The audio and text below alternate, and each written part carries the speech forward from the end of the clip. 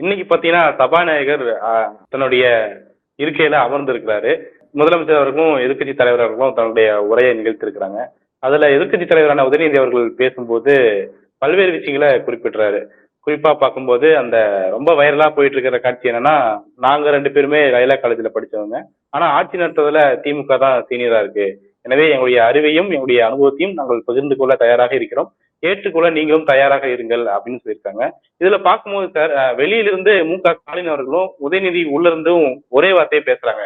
அதாவது ஆளுங்கட்சியை விட இப்போ வந்து எதிர்க்கட்சிகளோட எண்ணிக்கை அதிகமா இருக்கு.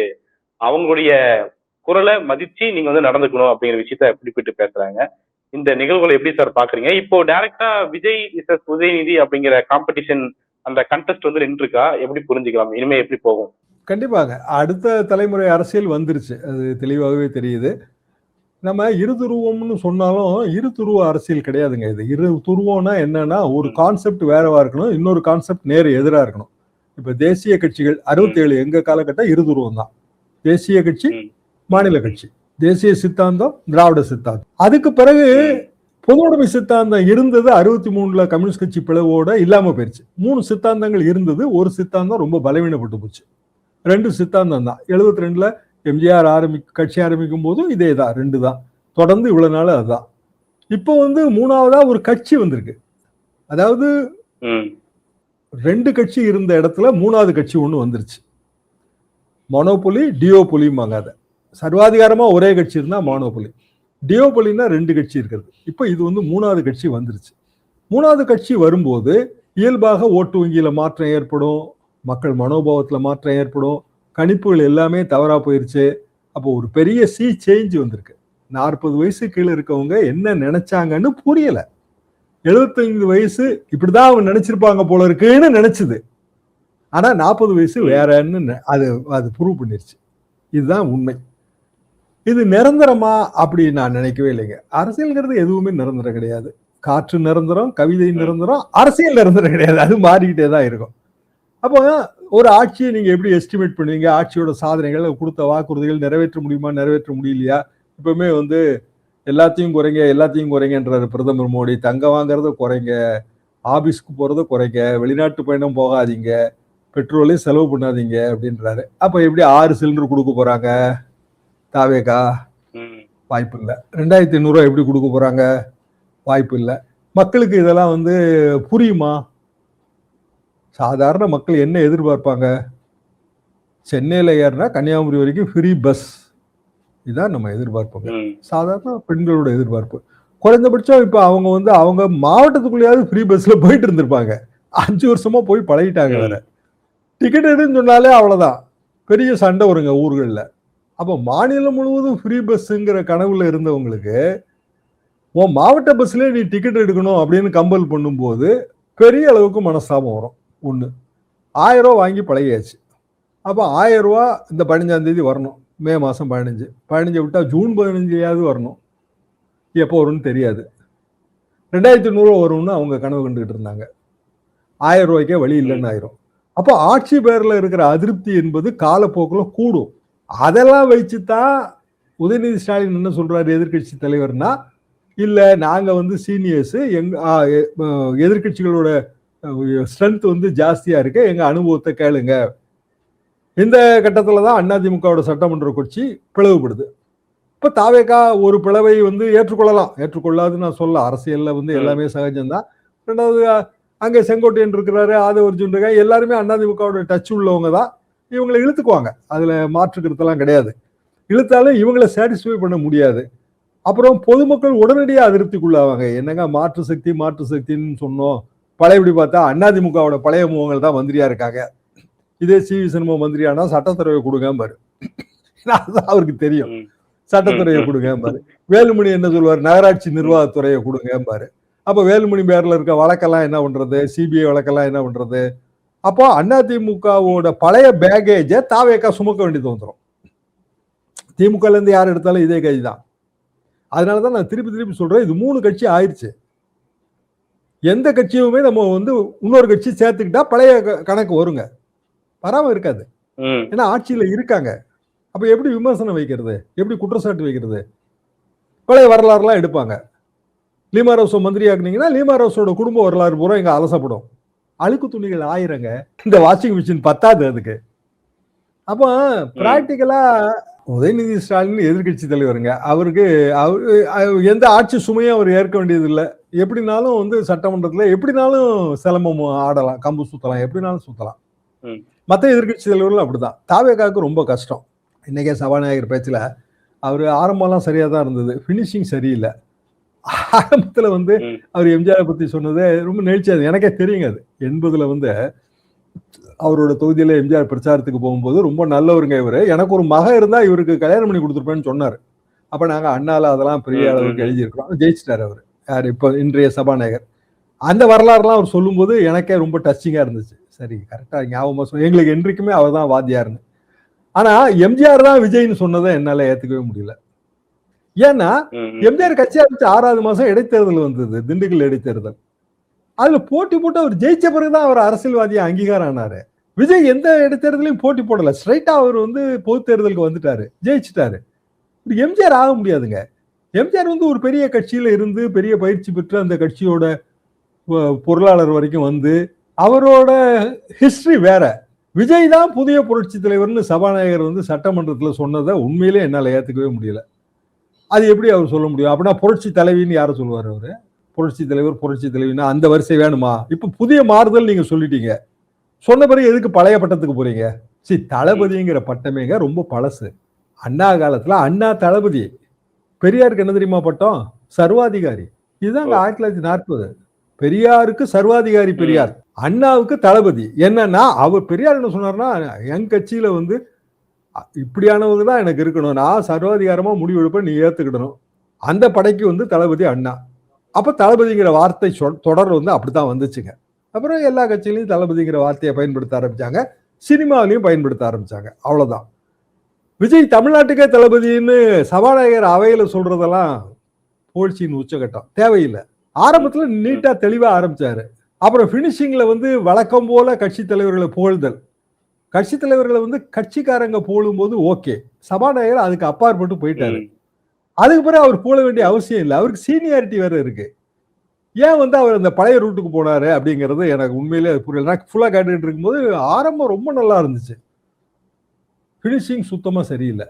அப்போ ரூட் என்னங்கிறத இப்படித்தான் நான் புரிஞ்சுக்கிறேன். சரி, இது பழைய மாதிரி தான் இவங்க போவாங்க போல இருக்கு. சபாநாயகர்ல இருந்து ஆரம்பிச்சு கடைசியில எல்லாருமே வந்து துதிபாடுகிற கூடமாக சட்டமன்றத்தை மாத்திடுவாங்க. எத்தனை திமுக ஆட்சியில பார்த்தோம், எத்தனை அண்ணா திமுக ஆட்சியில பார்த்தோம். மீண்டும் எதுக்கு விஜய் ஆட்சியிலே அதை பார்க்கணும்? முதலமைச்சர் கோட் சூட்லாம் போட்டு வந்தாச்சுங்க, ட்ரெஸ்ல வந்து மாற்றம் காமிச்சிட்டாரு. அப்ப அவை நடந்துகிற விதத்திலையும் மாற்றம் வரணும்லன்றாங்க. அப்ப அதுல சரி பழைய மாதிரி தான் போவாங்க போல இருக்குன்னு ஒரு அவநம்பிக்கை ஏற்படுது. இதெல்லாம் மாத்தணுங்க அவங்க. ரைட். உதயநிதிக்கு எந்த ஒரு சுமையும் கிடையாது அப்படிங்கிற விஷயத்தை குறிப்பிடுறீங்க. ஆனா முதலமைச்சர் அவர்கள் பதவி ஏற்றுக்கிட்ட அன்னைக்கே வந்து ஒரு குற்றச்சாட்டை வைக்கிறாரு கடந்த ஆளுங்கட்சி மேல. கடன் அதிகமாக இருக்கிறது, கஜானாவை வலிச்சு எடுத்துட்டு போயிட்டாங்க அப்படிங்கிற விஷயத்த பேசுறாங்க. அப்போ சட்டமன்றத்துல ஒவ்வொரு திட்டங்களை நிறைவேற்றும் போதும் சரி, திட்டங்களை நீங்க ஏன் செயல்படுத்தல அப்படின்னு கேட்கும் போதும் சரி, இந்த மாதிரியான டிஸ்கஷன் வரும் இல்லையா? அது எப்படி போகும்னு பாக்குறீங்க? முதலமைச்சருக்கு தவறா சொல்லியிருக்காங்க. இருக்கிறதுலே கடன் குறைஞ்ச மாநிலம் தமிழ்நாடு தான். கடனை எப்படி அளவிடணும்னா ஜிஎஸ்டிபி வச்சு தான் அளவிடணும். ஒரு மாநிலத்தோட ஒட்டுமொத்த வருவாய் இனங்கள்ல குறிப்பிட்ட சதவீதம் கடன் வாங்கலாம். இந்திய அரசே கடன்ல தான் இருக்கும். தமிழ்நாடு 26% வாங்கியிருக்குங்க. 30%, 40% கடன் சுமை உள்ள மாநிலங்கள் உங்களுக்கு எத்தனை வேணும்? டாப் 10 கடன் சுமை உள்ள மாநிலங்கள்ல தமிழ்நாடு கிடையவே கிடையாது. அப்போ கடன் வாங்கி நீங்க செய்யறது தான் இன்றைய தேதிக்கு பொருளாதாரம்னு ஆயிடுச்சு. ஒவ்வொரு இண்டிவிஜுவலும் கிரெடிட் கார்டு வச்சிருக்கீங்க. எங்க காலத்துல கிரெடிட் கார்டுன்னு ஒன்று கேள்விப்பட்டதே கிடையாது. இன்னை வரைக்கும் நான் கிரெடிட் கார்டு வாங்கலைங்க. கடை வாங்கி செலவு பண்றீங்களா இல்லையா? நீங்க கடை வாங்கி தானே உங்க வீட்டுக்கு ஜாமான் வாங்குறீங்க, ஃப்ரிட்ஜ் வாங்குறீங்க, இஎம்ஐல தானே வீடே வாங்குறீங்க. அப்போ இது பொருளாதாரத்தோட ஒரு அங்கமா மாறிடுச்சு. அதுக்காக நான் சொல்ல வரேன், கடை வாங்குறதா தப்புன்னு கூட சொல்லலைங்க. எவ்வளவு சதவீதம் வாங்கலாங்கிறதா முக்கியம்.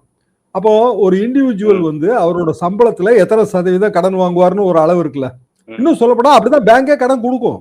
நீங்க வந்து ஒரு மாசத்துக்கு 1 லட்சம் ரூபாய் சம்பாதிச்சீங்கன்னா உங்களுக்கு பேங்க் கொடுக்குற கடனோட அளவு உங்களோட டோட்டல் இன்கம் பொறுத்ததுதான். மாநிலத்துக்கு அப்படித்தானங்க கடன் கிடைக்கும். கேட்கிறப்பெல்லாம் கடன் கொடுத்துருவாங்களா? அப்புறம் எப்படி கடனை வசூல் பண்ணுவான் அவன்? அப்போ அதுக்குதான் அந்த பெர்சன்டேஜ் கணக்கு வச்சிருக்கிறது. அந்த பட்டியல் இருக்கு, எல்லா இடத்துலயும் இருக்கு. இன்னும் சொல்ல போனா பிப்ரவரி மாதம் பட்ஜெட்லயே அது தெளிவா சொல்லியிருக்கு, தமிழ்நாடு கவர்மெண்ட் போன பட்ஜெட்லயே. ம். அப்ப அதெல்லாம் சரியா புரிஞ்சுக்காம அதிகாரிகள் சொல்லி கொடுத்ததா, இல்ல இவரா வாக்குறுதிகள் நிறைவேற்ற முடியாததுக்கான ஒரு சால்ஜாப்பா விஜய் அவர்களே சொல்லிவிட்டார்களாங்கிறதா எனக்கு தெரியல. அப்படி சொல்லியிருந்தா அதை மாத்தணும். அதிகாரிகள் சொல்றதே வேத வாக்கே கிடையாதுங்க. இவங்க எல்லாமே வசதிக்கு சொல்றவங்க தான். தாவேகா ஆட்சிக்கு வந்த உடனே தாவேகா கலர்ல பொக்கே தயார் பண்ணி எடுத்துட்டு போனவங்க தான் நம்ம உயர் அதிகாரிகள். அவ்வளவு பச்சம் தெரியும். பதவி நல்ல பதவி வேணுங்கிறதுக்கு தாவேகா கலர்ல பொக்கே எடுத்துட்டு போனாங்க. இவங்களை நம்பி ஒரு கமிட்மெண்ட் எல்லாம் கொடுக்க கூடாது. ஆனா அவங்க இல்லாம ஆட்சி நடத்த முடியாதுங்க. அதிகார வர்க்கம் இல்லாம ஆட்சி நடத்த முடியாது. அவங்கள ஒரு தூரத்துல வைக்கணும். ஒண்ணு, அவங்க சொல்றத அப்படியே நம்ப கூடாது. அது இன்னும் பல சோர்ஸ்ல வெரிஃபை பண்ண வேண்டிய கடமை எல்லாருக்கும் இருக்கு. முதலமைச்சருக்கு இருக்கு, எல்லா அமைச்சர்களுக்கும் இருக்குங்க. இன்னும் சொல்ல போனா இதே அதிகாரிகள் அமைச்சர் மாட்டிக்கிட்டா அதையும் எதிர்த்தரப்புல போய் போட்டு கொடுப்பாங்க. ஒரு ஆட்சியோட உள் விவகாரங்கள் யாரு மூலமா லீக் ஆகுதுன்னு நினைக்கிறீங்க? அதிகாரிகள் மூலமா தான். அதிகாரிகள். கவர்னர் மாளிகையில நான் பணியாற்றும் போது சென்னாரெட்டி ஆன்டி ஜெயலலிதாங்க. கவர்னர் மாளிகைக்குள்ள கோட்டை ரகசியங்களை எல்லாம் கொண்டு கொட்டுறது யாருன்னு நினைக்கிறீங்க? யாருக்கெல்லாம் பதவி கிடைக்கலையோ அவெல்லாம். சரி, இதுல வேண்டாம். ஒரு ஆட்சின்னு வரும்போதுங்க வேண்டிய அதிகாரிகளுக்கு நல்ல பதவி கொடுப்பாங்க, ரைட்டுங்களா? வேண்டாத அதிகாரிக்கு என்ன பதவி கொடுப்பாங்க?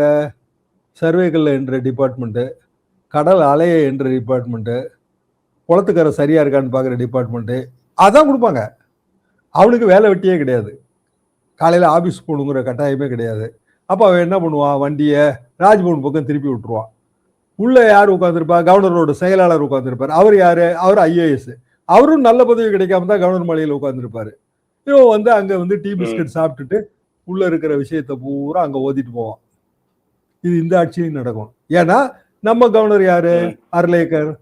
அர்லேக்கரோட பழைய குவாலிபிகேஷன் என்ன? கோவால அவர் தகுதி நீக்கம் செய்யப்பட்ட எம்எல்ஏ. அவர் அப்பல் கட்டுறவரா?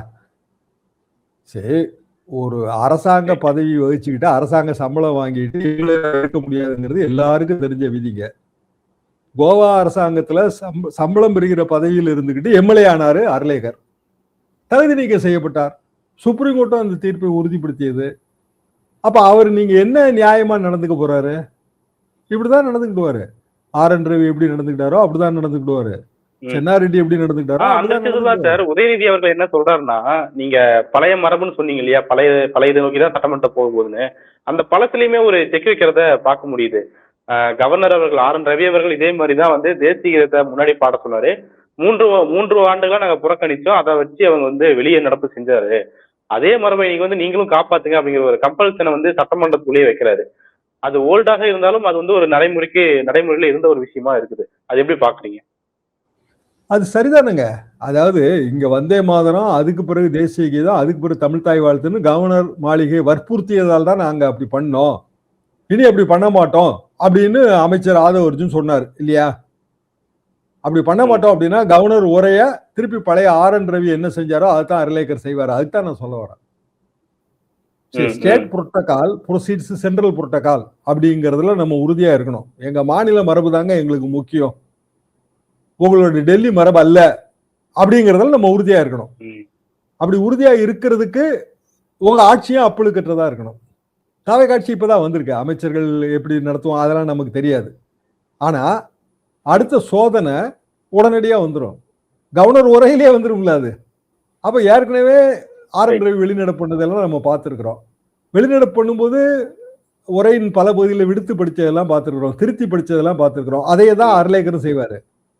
செய்யும் போது அப்போ மு.க. ஸ்டாலின் எழுந்து அதுக்கு வெட்டு தீர்மானம் கொண்டு கவர்னர் உரை பிரிண்டட் உரை என்னவோ அதுதான் படிக்கப்படுவதாக பொருள் தீர்மானம் நிறைவேற்றினாரு. அப்படியான தீர்மானம் புதிய முதலமைச்சர் விஜய் நிறைவேற்றணும். அந்த இடம் தான் பொலிட்டிக்கல் வில்ங்கிறது அதாங்க.